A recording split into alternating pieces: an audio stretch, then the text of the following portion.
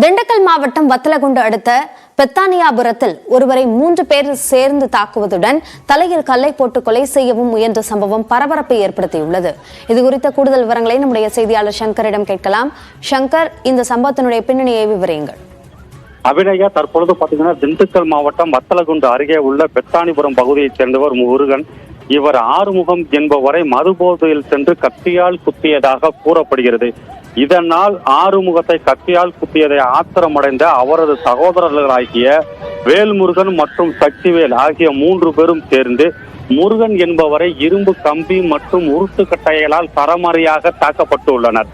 தாக்கப்பட்ட சூழ்நிலையில் ஆத்திரம் தலைக்கேறிய நிலையில் முருகன் என்பவரை அவரது சகோதரர் சக்திவேல் என்பவர் கல்லை தூக்கி கொலை முயற்சியிலும் ஈடுபட்டுள்ளார்.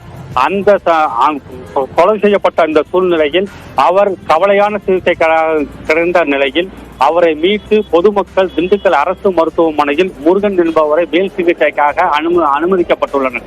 இந்த குடிபோதையில் சக்திவேல் என்பவரை முருகன் குத்திய அந்த சம்பவமாக கூறப்படுகிற இந்த சம்பவத்தில் 3 பேர் கொலை வெறி தாக்குதல் கொடூரமாக தாக்கப்பட்ட இந்த சம்பவம் வைரல் வீடியோவாக பரவியதன் அடிப்படையில் வத்தலகுண்டு காவல்துறையினர் வழக்கு பதிவு செய்து விசாரணை மேற்கொண்டு வருகின்றனர். அபிநயா, விவரங்களுக்கு நன்றி சங்கர்.